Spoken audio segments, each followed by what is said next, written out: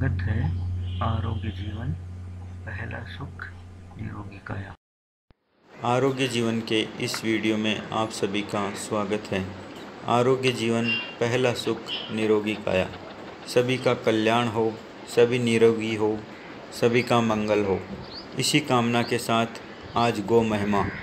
गौरोपी तीर्थ में गड्ढा आदि सभी नदियों तीर्थों का आवास है।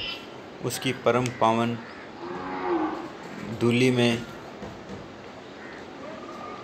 पुष्टि विद्यमान है।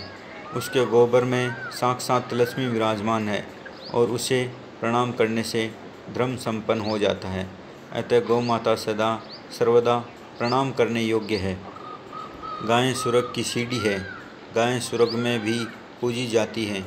गायें समस्त कामनाओं को पूर्ण करने वाली है। गायों में सभी देवी देवताओं का निवास है। उनसे बढ़कर कोई श्रेष्ठ वस्तु नहीं। गायों के बैलों को जगत का पिता समझना चाहिए। गायों को संसार की माता समझनी चाहिए। इनकी पूजा करने से संपूर्ण पितरों तथा देवताओं की पूजा हो जाती है। जिनके गोबर से लीपने पर सभा भवन, पोसले, घर और देव मंदिर में शुद्ध हो जाते हैं। जिनके गोबर से लीपने पर सभा भवन, पोसले, घर और देव मंदिर भी शुद्ध हो जाते हैं, उन गौओं से बढ़कर और कौन प्राणी हो सकता है। गायों के नाम और गुणों का कीर्तन तथा स्मरण करना, गायों का दान देना और उनका दर्शन करना बहुत प्रशंसनीय समझा गया है और इनसे संपूर्ण पापों का नाश तथा परम कल्याणकारी की प्राप्ति होती है। गायों का समुदाय जहाँ बैठकर निर्भयतापूर्वक सांस लेता है, उस स्थान की शोभा बढ़ा देता है और वहाँ के सारे पापों को खींच लेता है। जो मनुष्य प्रतिदिन स्नान करके गौ का स्पर्श करता है, वह सब पापों से मुक्त हो जाता है। जो गायों के खुर से उड़ी हुई धूलि को सिर पर धारण करता है, वह मानो तीर्थ के जल में स्नान कर लेता है और सभी पापों से छुटकारा पा लेता है। स्पर्श कर लेने मात्र से ही गायें मनुष्य के समस्त पापों को नष्ट कर देती है और आदरपूर्वक सेवन किए जाने पर अपार संपत्ति प्रदान करती है। अगर गाय का दान दिया जाए तो वो सीधे स्वर्ग ले जाती है। ऐसी गायों के समान और कोई धन नहीं है। जो मनुष्य गौओं के लिए यथाशक्ति गोचर भूमि छोड़ता है, उसका प्रतिदिन 100 से अधिक ब्राह्मण भोजन का पुण्य प्राप्त होता है।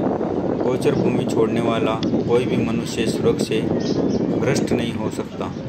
जो मनुष्य गोचर भूमि को रोक लेता है तथा पवित्र वर्षों को काट डालता है, उसकी 21 पीढ़ी नरक में गिरती है। यदि गायों के चरने में बाधा डालता है, समस्त ग्राम रक्षक को चाहिए कि उसे दंड दें। गौओं के चरने के लिए गोचर भूमि की व्यवस्था करके मनुष्य निसंदेह अश्वमेध यज्ञ का फल प्राप्त कर सकता है। एक बार तुमने चरती हुई गाय के कार्य में वैद्य डाला था, उसी पाप के कारण तुम्हें नरक का द्वार देखना पड़ता है। इसीलिए कहा गया है कि सबसे बड़ा यज्ञ अश्वमेध यज्ञ है। उसकी प्राप्ति आप गायों के लिए चारा और गोचर भूमि छोड़ के अश्वमेध यज्ञ का फल प्राप्त कर सकते हो। बाबूजी इधर आओ,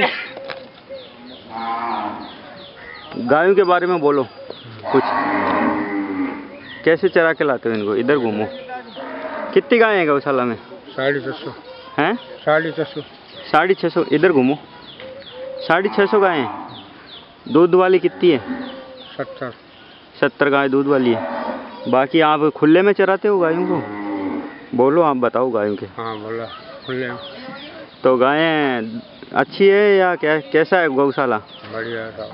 बढ़िया है। आपको कितना टाइम हो गया यहाँ पे काम करते? साल भर हो गए। कितने आदमी का स्टाफ है? 40 आदमी। और गायें कितनी है? 650। कितने साल हो गई गौशाला खुले? 10 साल से ऊपर हो गए। 10 साल से ऊपर हो गई। तो गायें यहाँ पे दूध वाली के अलावा जो ये सड़क पे जो फिरती है आवारा गायें, वो भी आ सकती है? वो भी आ सकती है। अच्छा, और गौशाला में और क्या काम होते हैं? केचुआ खाद बनती है केचुआ खाद बनती है और खापड़े जाती है। अच्छा, हाँ, कंडे जाते हैं। अच्छा, गायों के लिए डॉक्टर इलाज करने आता है? आता है। खाद बिकती है, दूध बिकता है, दही बिकता है। अच्छा, पानी के लिए क्या व्यवस्था है गायों के लिए?